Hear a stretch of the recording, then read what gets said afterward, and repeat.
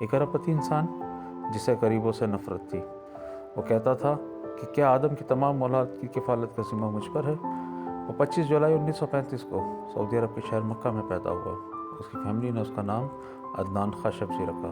اس کے والد محمد خاشقجی سعودی شاہی خاندان کے معالج اور طبیب تھے۔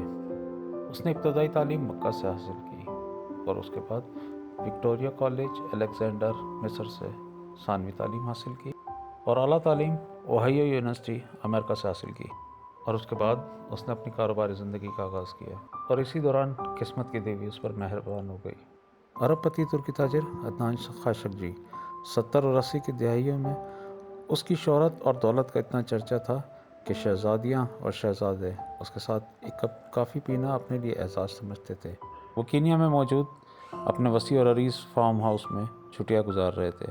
ان کی کمسن بیٹی نے آئس کریم اور چاکلیٹ کی خواہش کی۔ انہوں نے اپنے ایک جہاز 747 بمعاملہ پیرس بھیجا، جہاں سے آئس کریم خریدنے کے بعد وہ جنیوا سے چاکلیٹ لے کر اسی دن واپس کینیا پہنچا۔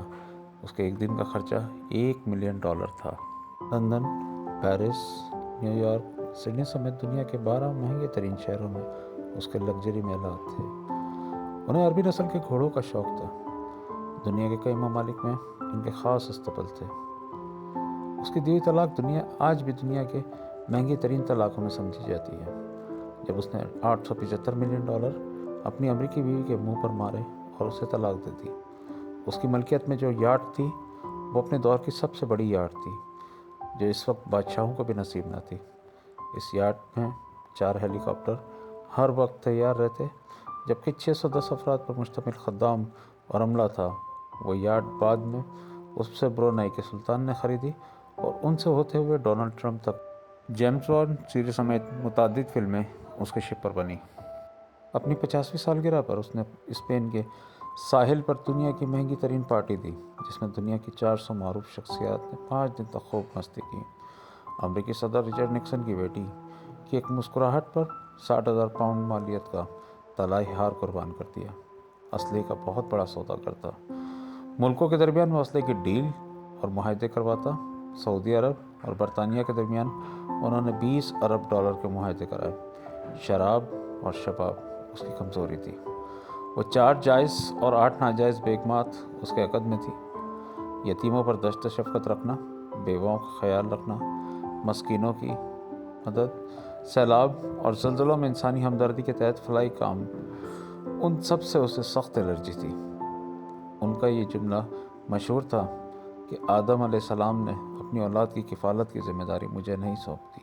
80 کی دہائی میں وہ $40 ارب کے اثاثوں کا مالک تھا۔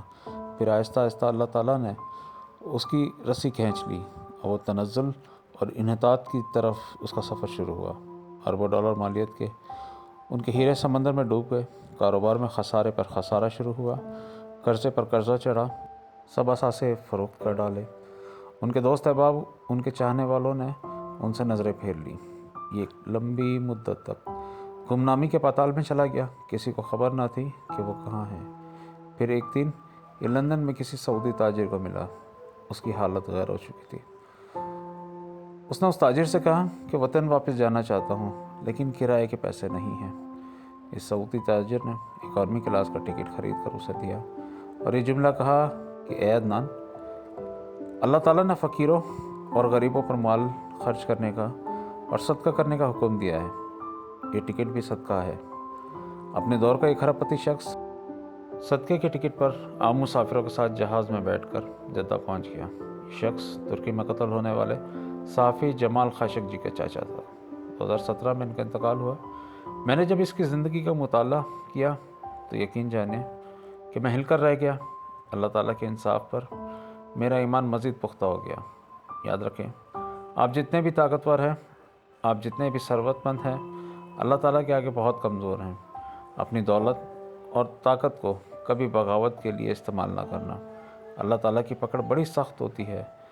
رسول اللہ صلی اللہ علیہ وآلہ وسلم نے زوال نعمت سے ہمیشہ اللہ کی پناہ مانگتے تھے۔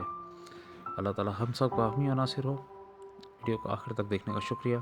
ویڈیو کو سبسکرائب اور شیئر ضرور کیجیے گا۔ شکریہ۔